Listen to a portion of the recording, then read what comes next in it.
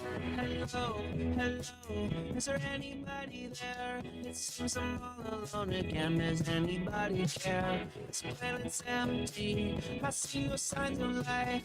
Please don't tell me that the human race did not survive. There are no people in the future. There are no people. There are no people in the future. No people at all. There are no people in the future. Where did all my people go? There are no people in the future. Let me try my people card. Where are all my people?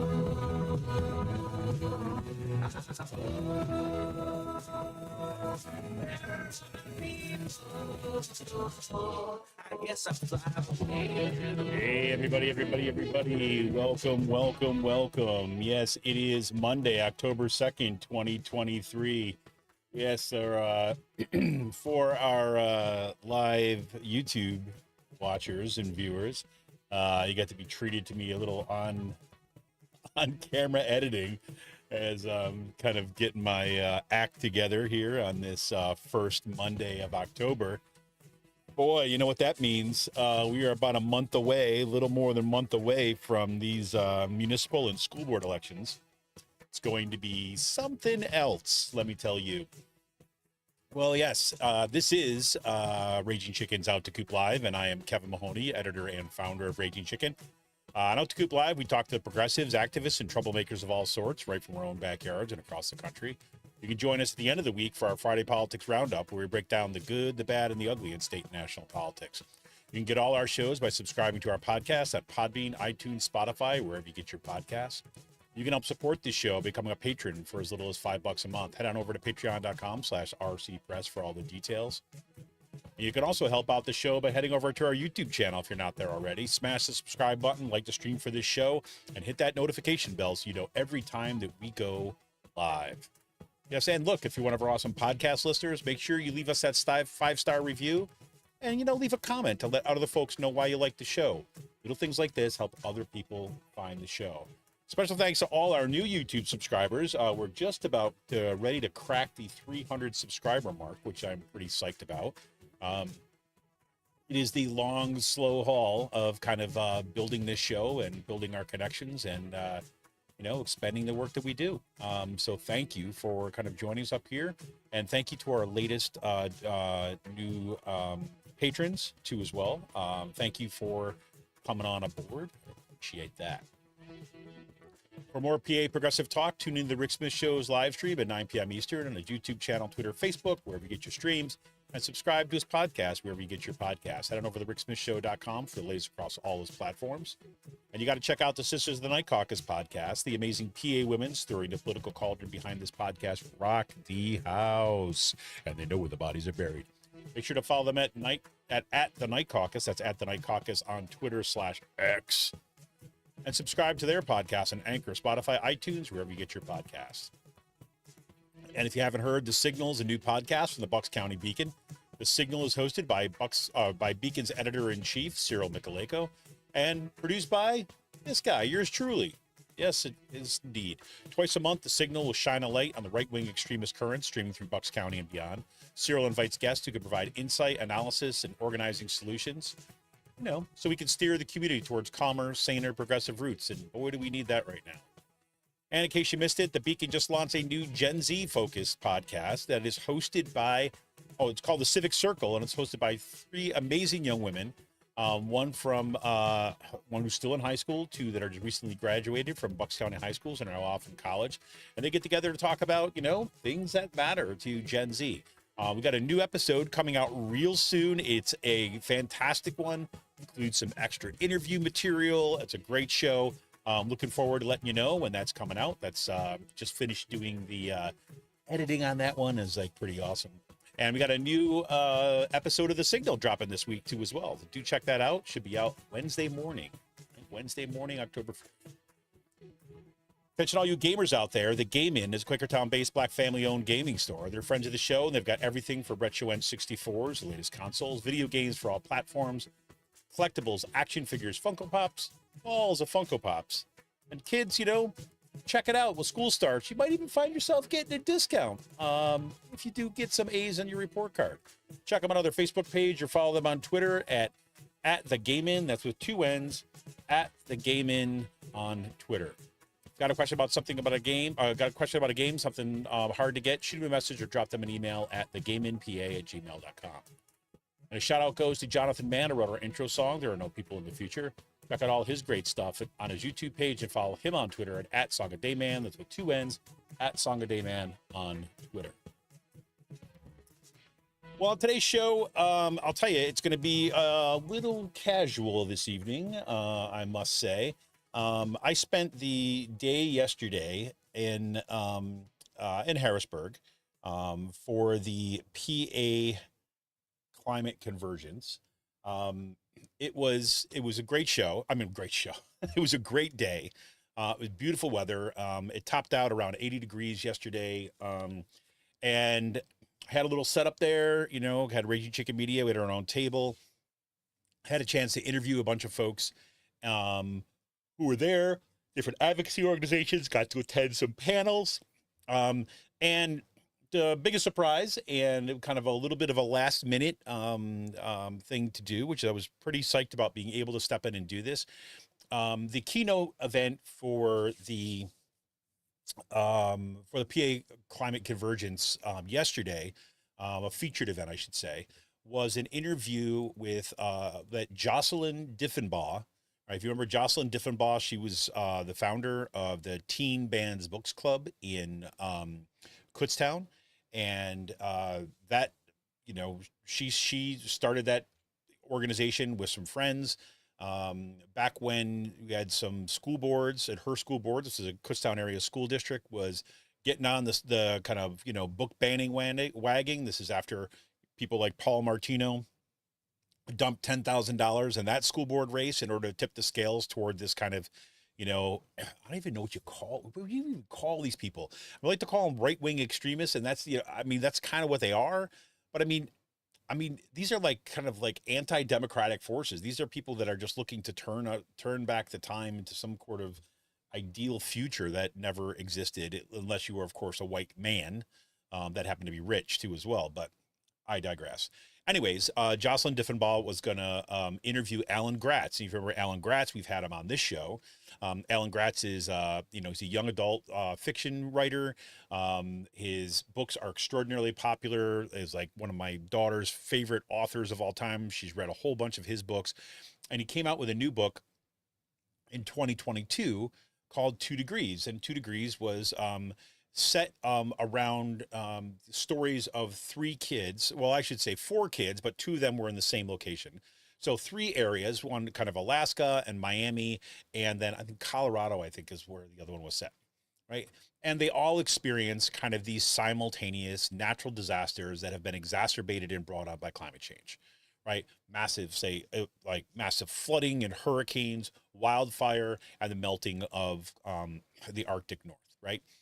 And so it's the stories of these kids. Now, if you read anything by Alan Gratz is, you know, he's primarily interested in telling really cool stories, but, you know, he's done a lot of like historical fiction, does a ton of research for it, and kids just eat up the stuff. Anyways, Jocelyn has interviewed Alan Gratz before. She interviewed him when he came to Kutztown after his book was banned from the Kutztown area school district. They were able to, Red Wine and Blue stepped in, raised a whole bunch of money to buy, I think, 200 copies of books to give out to middle schoolers who were originally planning on reading this book, but then they got banned from the school district. So, and then the awesome folks at Firefly Bookstore, who host the Teen Band Books Club, set up some events and worked with Alan Gratz, and Jocelyn called up Alan Gratz to let him know what was going on. And he set up a special event where came out and she interviewed him as part of an awesome night and book signing event. It was just it was a great time. We were there, posted pictures about it, blah, blah, blah. So anyways, Jocelyn was going to be interviewing Alan Gratz as the featured event to kind of close out day 1 of the Climate Convergence. Climate Convergence all day yesterday was kind of like, they called it like the, it's kind of like a festival more than anything. Festival for the planet, they called it. Advocacy organizations were out there, great music, entertainment, a little art stuff. You know, it was a good, really good day. And to close out the day 1, that she was going to interview him. a couple days before the event was going to happen, Alan Gratz got in touch with Karen Fairden, who's one of the kind of lead organizers of this, say, look, I'm not going to be able to make it. I got COVID. So he was really bummed out, was looking forward to it, like right up until that day. So Karen asked me, like, hey, listen, any chance that you're going to be there already? Any chance that you'd be willing to interview Jocelyn for the featured event? I'm like, absolutely. Go ahead. Let's do it. Yeah, good evening, Amy. Good to see you. Good to see you, Amy. I'm dying to talk to you about Wheel of Time, season 2. I'm almost caught up to it. I just didn't see the most recent issue, but anyways, our episode. But anyways, I digress.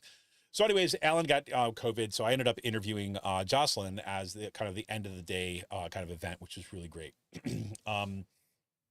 It was super, right? I got a chance to meet her mom, her sister and stuff. Her mom's just an amazing woman too, as well. You could kind of, I said this, I said this to my wife when I came home and stuff. I told a little story about some stuff that happened there. And I was like, it's just awesome to see, like a parent, any parent, just happened, this was her mom, the kids, but like have such confidence, right, and support for her daughter. I mean, it's just great. Right? I mean, any kid, I mean, this kid, it's her daughter, right? But I mean, for son, I would say the same thing. But it's just like, like such confidence in Jocelyn to be able to kind of handle difficult situations and kind of just do great work and support her in her building of this teen band books club. And Jocelyn just did a kind of an amazing job. Had to get a good little crowd at the end of the day. Great questions from the audience. We had one guy who was, one of these little disruptors that we all know from all of our school boards, and you can imagine the conversation. Not even going to get into it, but Jocelyn handled that one like a champ too, as well. And like huge thanks to the folks at the PA Climate Convergence for all the support getting Jocelyn out there. And I'm glad I was able to kind of step in so that event could still go forward. In addition to that, they had a banned books giveaway table there. They were giving away banned books and gave away a bunch more of Alan Gratz's book, 2 Degrees. Just a great kind of event. It was that kind of day. So I guess I started at the end first, but that's kind of what I did. So let me tell you a little bit about, this is kind of more like a programming note more than anything else. In my brain, where I believe that time is not a limited quantity, that I think everything, I'm like, oh yeah, do this, and this. Well, I did a bunch of interviews throughout the day, just short interviews with some of the different organizations that were there, why they were there, what they're working on that kind of stuff. And I was going to try, well, not going to, I'm still going to do it. But I was hoping to be able to have the time today to just go in and, put together, edit that stuff and kind of have that out tonight. There was just realistically no way. I mean, given how much work I had, work I had to do and some kind of meetings I had to get to. So it just didn't happen before tonight's show. That was one of the reasons why there was no notification about what we were going to be planning on doing tonight. I was hoping to bring that to you, but that's not going to happen. So I also, in addition to those interviews that I recorded, we also recorded the interview with Jocelyn. We were able to plug into the sound system. I'm hoping that recording has come out okay. I listened to the first few minutes of it. Seems like it's going to be pretty good. So I got to do some editing on that. And then we're going to bring that to you too as well, probably on Friday.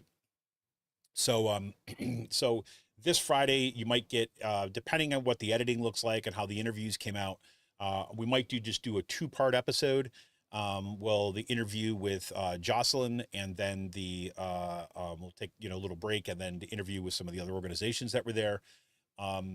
Or we might just break it up into 2 episodes, and they just kind of both released on Friday. So that's kind of the ideal, assuming everything's good with them, assuming everything that is ready to go. That's the plan, at least for Friday. I'm really excited to bring that to you, because I had some great conversations. Some highlights from the day. I have to say, one of my, what I probably would say, I mean, other than the interview with Jocelyn, my highlight of the day was a short interview I did with Heaven Sensky, who's the organizing director for the Center for Coalfield Justice. She was amazing, right? And that organization is absolutely amazing. Now, you remember we had Christina Marusik on the show, right? This right here, right? This was her book, New War on Cancer. and where she's did a lot of research on the health impacts on these fossil fuel laden areas, right? And these kind of so-called sacrifice zones. And that's what you kind of hear being banded around in the fossil fuel industries. Um, so that is that book. And, we had her on the show for her book release, but we also had her on the show before when she released this report called Fractured, right? Talking about the way that chemicals from fracking and other kind of fossil fuel related industries in southwestern Pennsylvania were showing up in people's bodies, right? The report was absolutely phenomenal. Christina Marusik is just like an absolute kind of like gem to have as an environmental reporter, centered in Southwest Pennsylvania out of Pittsburgh. But two of the counties that she really focused on was the Washington County and Greene counties, right, out in Southwest Pennsylvania. That is precisely where the Center for Coalfield Justice is located, right? And I asked after I got off the interview with Heaven, I asked her, I said, listen, I would love to have her on the show. She seemed to be kind of like up for doing that. And if not her, somebody from the Center for Coalfield Justice to have on the show, because the work they're doing was just so amazing. And the little highlight was why I thought her stuff was exceptional. What she said is because she started from people, right? She started from the impact on actual people. And if you think about what the Green New Deal was attempting to do, right? The whole idea behind the Green New Deal is that we know what the science is, right? We know what the impact is going to be. We know what the cost of inaction is going to be. So here's our horizon. This is what we're going to shoot for, and this is how we can do this, and this is how we can have a just transition. And integral to the Green New Deal was starting from areas and people who have been impacted the worst by fossil fuel extraction and extractivism more broadly, right? And also those communities who are going to pay the price the worst with our climate future because of the climate crisis, right? And start from jobs. You can't have a transition without a just transition. You can't simply just say, okay, we're going to have a kind of like a shift to renewable energy, and then just kind of have all the production take place in rich areas in Silicon Valley, and then just leave all these communities behind, right? All these communities that have been, built around extractivist industries like coal, like natural gas, and who've also paid the price with their own health and their own bodies, right? I mean, black lung, right? Hey, Pennsylvania knows a lot about black lung disease, right? From the coal work, and the kind of pollution and the kind of the shortened lifespans as a result of working in that industry. We also know that people have had their water supplies destroyed, their environment destroyed, their habitats have been destroyed, right? All out these same kind of communities, right? So that was and so that was the Green New Deal, say no, we're going to start with those communities, right? We start with where those needs are. That's where the good new jobs need to happen first, right? And it's a way of thinking about paying back, right? The cost, right, to the kids, the grandkids, the great grandkids of the people in these communities that have been devastated by extractivism, right? But who are also, let's be clear, who is also the backs upon which this country has been produced, has succeeded, right? I mean, the steel that was made in Pennsylvania was on the back of the steel workers in the coal industry, right? And the miners, right? And those people, right? The steel workers fought to unionize their industry, right? The miners fought to organize their industry. United Mine Workers, right? The U.S. I'm sorry, the steel workers, right? Steelworkers Union. They were, became the bedrocks, right? And so what was started out as industries that were looking to just throw people away, right? Whether it was going to be, send kind of miners in there with no safety, no safety requirements. They just burned through people. They didn't care if you died. They would send you to the poorhouse, and they wouldn't care. You got too sick to work. Too bad on you. So they unionized and they fought, right? Legends were born in those regions, right? Same with the steelworkers, right? So these are areas where people fought to better their lives, right? And many, so much of our of the highlight of the union movement in this country, right? The highlight of kind of workers' justice, the 8-hour workday, for Christ's sake, right? I mean, all these things were born, right, in these areas where people organized to fight back against horrendous conditions and to build livable, sustainable jobs out of that. And yet, look, they still paid the price, right? Just because you got a good union and good medical insurance doesn't mean that you still didn't get black lung. It meant that you could get to a doctor, maybe you could catch it early, right? But it meant that your rates of cancer were going to be higher than other people, right? But people like, look, you turn it in this, it's a dangerous job, right? There's not a lot of other industries in this way. And it made kind of like a middle class in areas of the country that were just going to be left behind otherwise, right? So anyways, and these are the areas that, look, we have a transition to sustainable fuels. We can get rid of fossil fuels, right? Well, guess what? All those areas that we're relying on coal, we're relying on fracked natural gas and all that stuff, those jobs, let's be clear, those jobs are going away, right? There's a good version of that and there's a bad version of that. The bad version of that is they go away when our climate is so devastated that it wrecks us that we're in some sort of degrees of dystopian future, right? The good way is that we have this kind of just transition, right?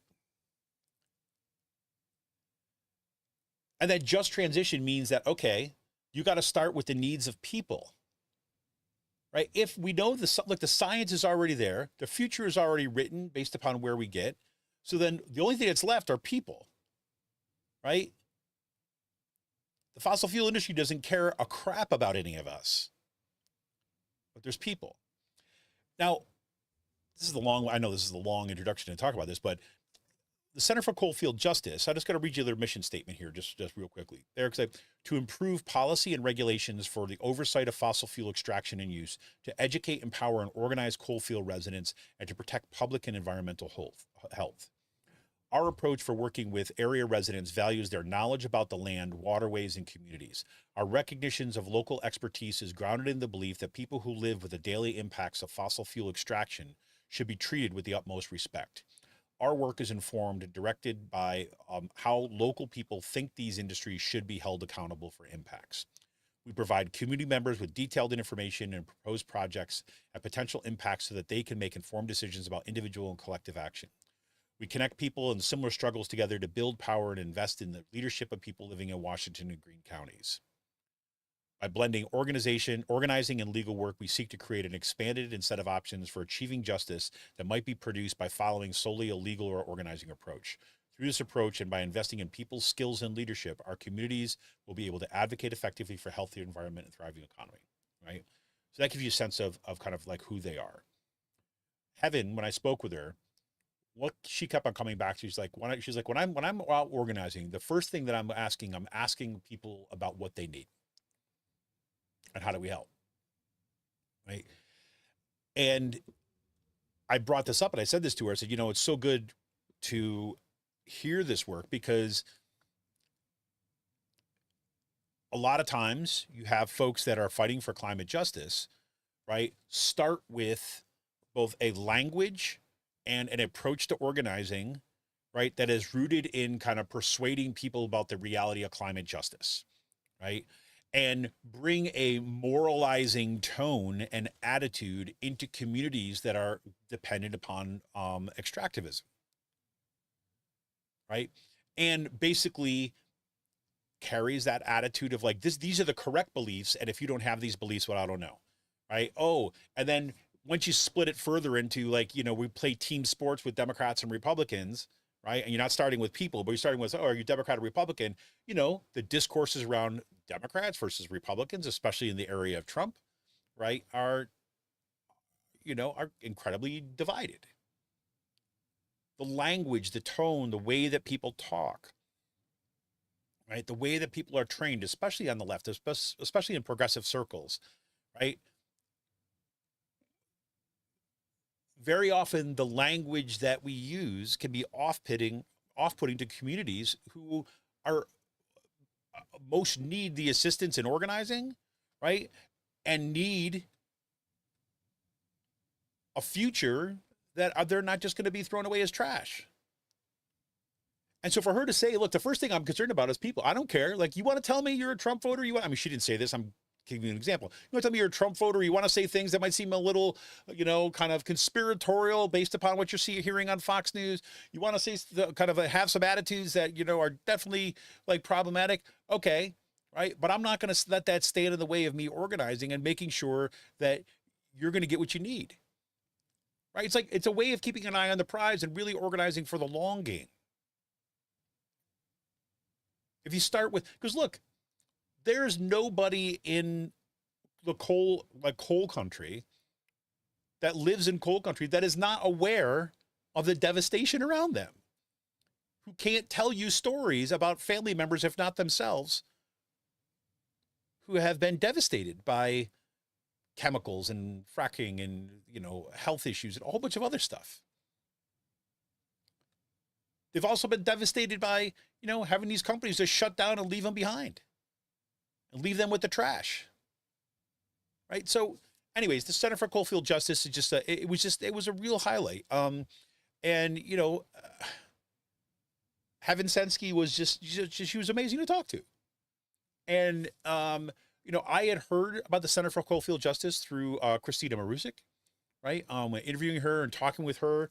But frankly, I hadn't reached out to them yet. I thought they were doing really cool work. This just kind of like put them to the front of my pack. So definitely going to be reaching out.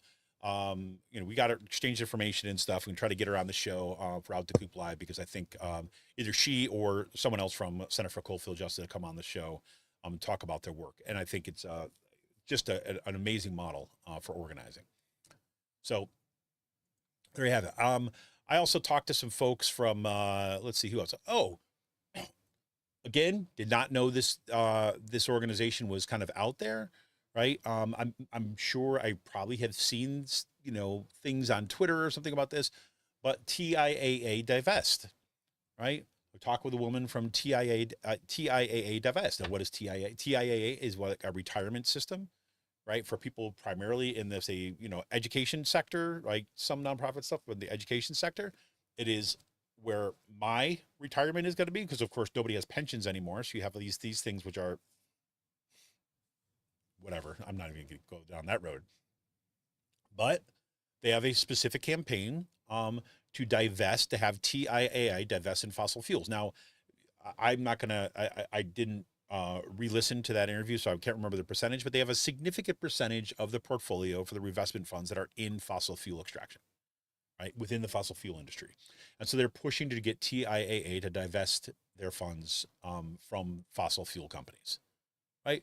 Awesome, right? That was great. Got to talk with some folks for the Three Rivers Waterkeepers, right? Over here we have the Delaware Waterkeepers Network. Well, this is kind of the other end of the Commonwealth, right? Three Rivers Waterkeepers, talk to them. Talked to some a great woman from Third Act, Pennsylvania. This is the Third Act, Bill McKibben, of course, who was one of the founders of 350.org, right? Climate scientist, has been kind of instrumental in kind of like in the movement and kind of popularizing climate science and so on. Founded recently Third Act as, for folks that are kind of over 60s or in retirement area, right? To really focus on organizing both, having folks who are, 60 and older, right? Of retirement age, organizing, but also working to talk with other folks that are kind of, kind of senior citizens, quote unquote. Right. That was a great interview. Right. Had a great talk with some folks at the Climate Reality Project. Great talk with some of the folks at, let's see who was, the Extinction Rebellion Philly. We're going to hear for that interview, the Breathe Project. I know I'm going to probably forget some here that the Intertwined Faith Community. Really interesting conversation with a guy, right? This Intertwined is based out of Harrisburg, right? It's just kind of like, non-denominational faith community that gets together. It's, connected around issues of environmental justice. Very, very cool. There were a bunch of other organizations that, it was the kind of thing, I had to walk around with a mic to interview folks because the table that I had set up was kind of on the other end. It was over by where the music wasn't up where the tables were. So I just had to go around and kind of talk to people. And, I mean, they're there organizing, they're there talking to people who have come out for the day. And so I was trying to be respectful of their space. And there was, a couple times I'd come around and there was, people around around a particular table, and I was waited around a little bit, but I didn't get a chance to interview everybody. But got a kind of cool sampling of folks that were there. So yeah, a really good day. It was a really good day. The what else would I have to say? I also went to. I wish I could have gone to more, but I had just could not. I went to caught a little bit of a panel on environmental justice. That was really kind of cool. Had some Rafiqua Mohammed, a Harrisburg-based environmental justice advocate and artistic director for, I think it's like Nozi or Nozi, NGOZI Incorporated, serves on the DEP's Environmental Justice Advisory Board. Justice Shorter, a disability rights advocate, Joe Hill, defending the Ohio, and Ray Kemble, who was a Dimmock resident. Got to hear some of that stuff. Then in the afternoon, went to Current Threats and Opportunities, and that was Tracy Carluccio, Deputy Director of Delaware Riverkeeper Network, Susan Volz, Advocacy Coordinator of Clean Air Council, Karen Ferdinand, of course, co-founder of Better Path Coalition, Hybrid and Carbon and she was talking about hydrogen and carbon capture and storage. Linda Crispin, president of Save Carbon County of cryptocurrency. That was a fascinating discussion. It was like, Jesus, he's one thing after the other. Ginny Kerslake from, she's the Eastern PA organizer of Food and Water Watch, focusing on data centers. Jillian Garber, executive director of Protect PT Injection Wells. She was focused on injection wells. Annika Van Rossum, advocacy and policy coordinator for Delaware Riverkeepers Network. She was talking about the case out in, there was the kids out in Montana that sued Montana for violating its kind of green amendments in its state constitution. That was a great panel. I do have to say though, there was just this great work going on, right? And it felt good, right? That panel, Current Threats and Opportunities, was just like one of these stark reminders of the kind of, I don't know what you call it, but just evil, right? That these fossil fuel companies are engaged in. And what do I mean by evil? Like, there's people that are doing bad things, right? Or their products produce bad chemicals, right? And I don't know if I want to call those people evil, but the people in the fossil fuel industry, and this is what this panel focused a lot on, is that about just the scheming that they'll do on local levels, right? In local communities, to lie about what their goals are, to manipulate the system, pay off politicians, get legislation passed that serves them, finding loopholes in existing legislation in order to just continue to advance extractivism. Now, we had Karen Ferdinand on the show not too long ago to talking about the problems with hydrogen and carbon capture and storage, right?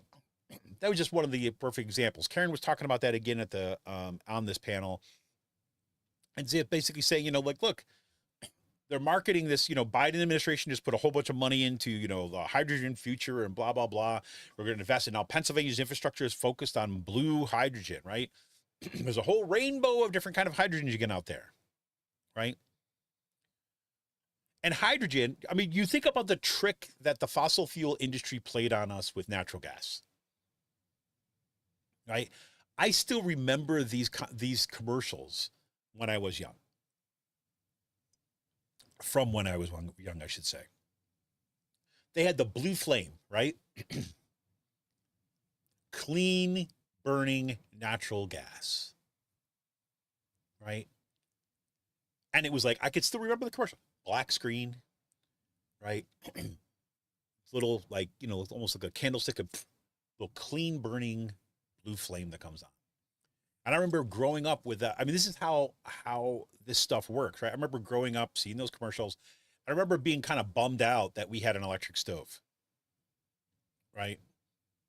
And then eventually gas lines came to our, we had gas lines kind of like run to our stove. We finally got a gas stove, and it was awesome, right? When I was a teenager, I could make arguments. I'm sure I had arguments with my friends of like how much better gas is, right? And just best for cooking and all this other kinds of stuff, right? And then talking about how clean it was, right? Because that was the propaganda.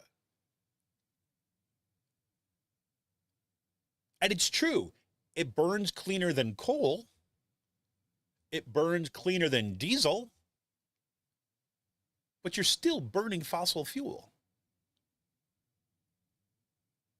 Right? You go from an electric stove to a gas stove.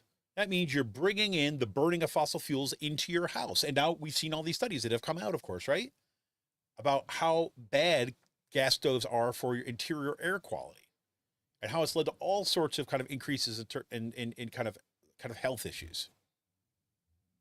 Right? But what they did, and this is, a brilliant look, Mark, for the PR people and the marketing, kudos to you, right? For manipulating people and your skills and propaganda, right? Because what they basically did is they had us focus on the point of burning. So we're focused on that, right? Wow, it burns better than coal. But what they don't want us to see is the whole industry behind it. And as we've known, has been well documented now, as we have folks on this show to talk about, we talk with Karen about this, talk to lots of other folks about this, is that fracking especially is more carbon intensive than all these other industries. Because once you take into account the amount of energy that goes into getting the frack gas, transporting it around, refining and all that, you're actually having a really dirty industry. But as long as we focus only on the burning point there, what's happening with hydrogen is the same thing, right? We think of hydrogen, and I've seen commercials now on TV, right? I forget what the company is that's promoting this stuff. It's either a car company or maybe it's an energy company. I'm not sure. But they focus on like literally the tailpipes of cars.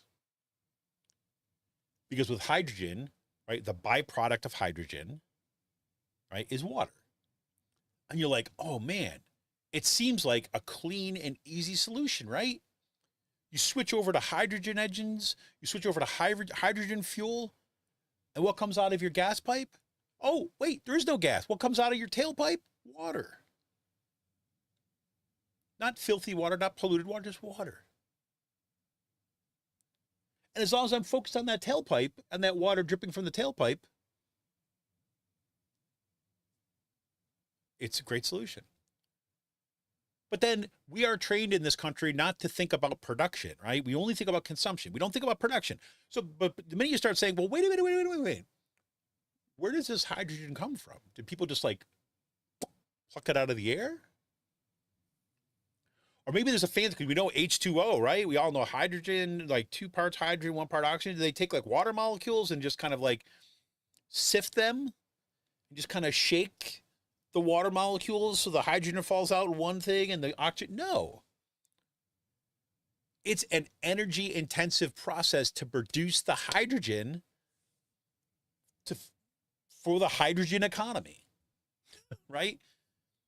To build hydrogen fuel cells takes a lot of energy. They're not at the point yet where they've been able to produce hydrogen simply from renewables. That's the ideal, right? But we all know in this country, we're not going to invest in renewables, right? Biden's whole Build Back Better plan, right? Which would have invested just like it would have been an incredible investment in climate action. It would have helped build out that infrastructure, right? To build out all that kind of renewable energy so that we're going to produce hydrogen. If you're going to do that, you can do it through renewables. But there's a whole other problem with that, but I'm not even going to get into that now. But instead, we're pushing it, because there's like, the dirty fuels and things like that. But we're going to have blue hydrogen, right? There's green hydrogen. That's one's all produced from renewables, right? But there's big push for, there's this gray hydrogen, right? There's like different things, but there's big push for blue hydrogen. And Pennsylvania is building infrastructure. We're blue hydrogen, blue hydrogen, blue hydrogen. Yes, for our energy future. Look at that tailpipe. Look at that tailpipe. Blue hydrogen. We're investing right here in Pennsylvania. Blue hydrogen economy. What does the blue mean? The blue means the same thing it meant in those commercials when I was a kid. Methane. It's burning natural gas as the fuel to get the hydrogen. And where is that natural gas coming from? Increasingly from fracked gas, which is already carbon intensive. So the amount of that kind of energy you're putting in to get this hydrogen, you're at best, you're at a wash. But if you also then consider all the carbon that is going to be expended in order to build out this infrastructure, in addition to the energy from methane that is getting put in to produce the hydrogen itself, right? And that's the process that I mean as evil. Was these people they know what they're doing. Just like the tobacco industry did, just like the fossil fuel industry does, and they still do, right? This is what they're doing with here. They point us to the point of consumption, get our attention focused there, and meanwhile, they're just doing more of the same that they're doing. They're just looking for new ways to burn more of their product, which keeps them rich. That's evil, especially when we are out of time when it comes to climate action, right? So people are going to die because of what you're doing. That entire communities are going to be lost, whole island nations gone, and yet you continue to do this and you use the same little PR manipulation that you always do to keep your pockets fat. That is evil.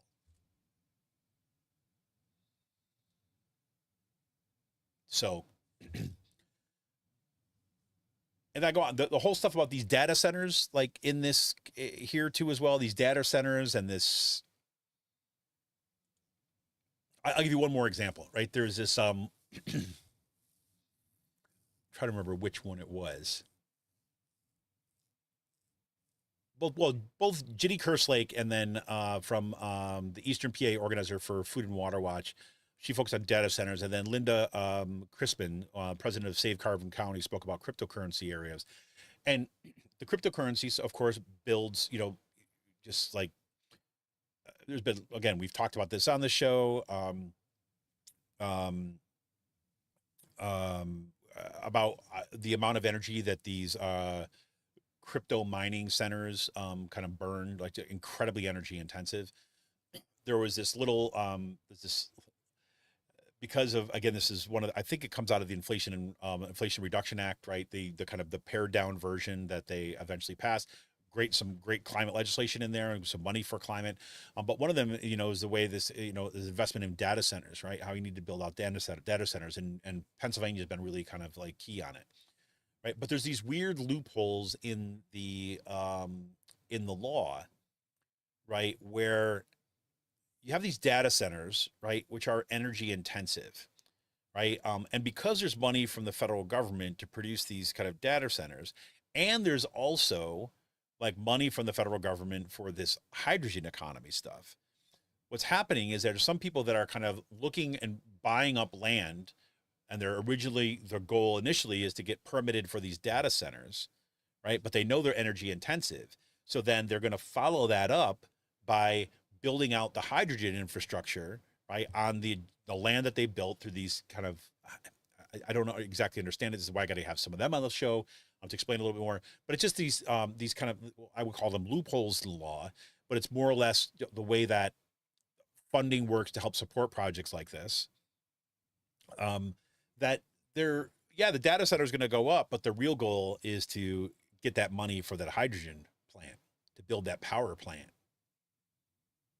that's going to eventually run the data centers, because that power plant has got tons of money connected to it from the federal government, stuff like this. So you walk away from something like that and it's like, okay, now I'm depressed again.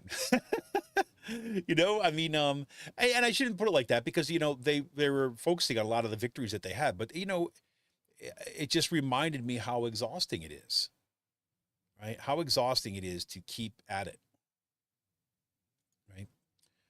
So kudos to all this stuff. So I mean, phenomenal stuff that happened all day long. So I wish I could have gone to more. I wish I could have talked to more people, but again, you can only do so much in one day, and so that's good. So more of that coming your way, kind of in the near future. Ideally, we'll have it. Hopefully, we'll have them both done by Friday. Hopefully, they all came out really good. Um, then we'll go from there. We also got, like I said, a good episode of the Signal coming out from the Bucks County Beacon. Working on that to have it out on Wednesday. I think you're gonna like this one. Just good stuff all the way around. Yeah. So yeah, um, that's what I got going on. um, yeah. So it was just a good day. There was a bunch of other stuff I wanted to just to kind of throw out there for everybody tonight, but I'm fried. Um, what else was I going to say? So let me just go back to my little note here. What I want to do, what I want to do. No, I don't know. But if anybody else got any other information, got stuff like this, they want to get out there, events that are coming up. I know that at least people in my neck of the woods in the Penridge School District are Penridge, around these board elections. There's people that are out there knocking doors every single day to get these school board candidates elected. And kudos to everybody who's out there every day doing that work. I know this is also the case in Central Bucks. It's the case in Palisades, in Souderton, in Quakertown. Um, and yeah, I'm looking forward to the election. Again, I'll be at my precinct. I'm the judge of elections of my precinct, and then hopefully we'll get some good turnout, and hopefully that we're going to get folks turning out that are going to try to save us from the chaos, right? Save us from these folks that are trying to tear down public schools. So it's pretty nuts. The one other thing I should have mentioned about the PA Climate Convergence is that they had great music all day long, and different events. The whole thing ran on solar, right? It was really cool to see, like this guy I talked to quite a bit, because they were right there, who ran the soundboard and was setting up all the power and everything like this. The sound was awesome, right? I mean, if you ever think about, this whole idea about like solar renewables being kind of, weak and you're not going to get enough energy out of it, they ran the whole thing on solar all day long, and it sounded phenomenal, right? I mean, they didn't have to kind of like have little tiny speakers. No, they had the full amps and everything like this. It was great. So there you go. Anyways, that's the update. That's where we're at. That's what I've been doing. I really wished I was able to bring you at least one part of my experience of the PA Climate Convergence tonight, but you get it on Friday. And that will hopefully that you'll enjoy those interviews. And I got a nice list of folks that I'm going to be reaching out to get on the show at some point. For the next few weeks, just so everybody knows, I'm going to be reaching out to folks around school board issues. Hopefully, we're going to be able to get some school board candidates on the show, folks that are working on these campaigns, to really focus on amplifying the need to get folks out. We've got 1 month left to get people kind of aware of what's going on and get them out and kind of motivated to vote, and make sure we save our school boards, right? And get rid of these kind of Republican operatives that are just setting us down some kind of weird Christian nationalist fantasy dream of theirs. So it's nuts. But for now, we're gonna call it at that tonight. Thanks for showing up tonight. Oh, let's see. Oh yeah. Duan Gang exhibition coming up soon at the Mercer Museum. Is that how you say it? This is the Mercer Museum has got some great stuff that's coming up. Let me just I'll read the thing for you. Let me see. I think we have this on our on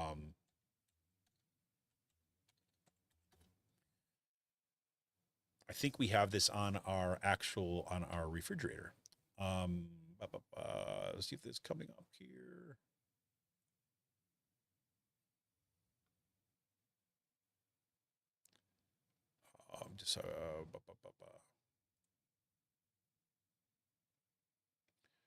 Museum permanent upcoming. Is it on there, Amy? Is that happening right now? That's coming soon, right? Is that here? Just looking for exhibition, future exhibits.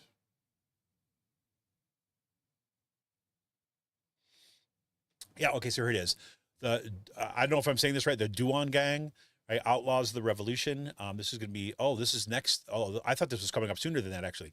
From May 3rd, May 3rd of next year to December 31st. So the Mercer Museums embark on an exciting new exhibition that explores the history and intrigue of a group of Revolutionary War era loyalists whose legend lives on today. The Duan Gang, Outlaws of the Revolution, opens May of 2024.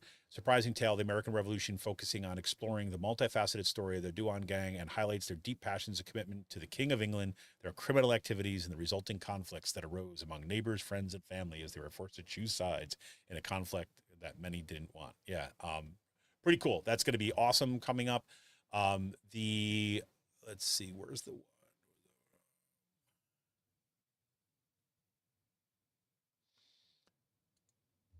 Yeah. So, you know what? I should actually get some of the folks from Mercer Museum to come on and talk about some of their exhibits there. I just love that museum. If you haven't never been to the Mercer Museum or Fountain Hill Castle, definitely check that out. Just phenomenal work. What was I just want? I was just looking for one other one that I'm just spacing right now. Anyways, great. Thank you for that, Amy. And thank you all for tuning in tonight and for all the work that you're doing. Looking forward to sharing with you a little bit more from my experiences for the interviews that I did yesterday. That'll be coming out on Friday in lieu of our regular show. We'll kind of put that one out. And then hopefully we're going to have some set of scheduled guests coming up for the next several weeks. That'll take us up to the election. And then we'll have it from there. So thanks for turning out. Thanks for all your support as usual. And want to remind you can help support this show because help support all the work that we do by heading over to patreon.com/rcpress today. Amy also says the lecture series that started last month, the Mercer is just absolutely, the lecture series started last month and it's fantastic. So do check that out too as well. Head on over to the Mercer Museum for more information for sure. All right, everybody, I'm out of here. I'm going to get back to work. I got some papers to grade, and I'm, forever playing catch up. And here we go. All right, it's Kevin Mahoney, creator and founder of Raging Chicken. You can help us out by heading over to patreon.com/rcpress. Support what we do. It's $5 a month, like a good beer once a month. Kick it in, join it, support us. Thanks for all your support. Thanks for your time, and thanks for the work that you're doing out there in our community. To save our schools, save our community. All right, everybody. See ya. I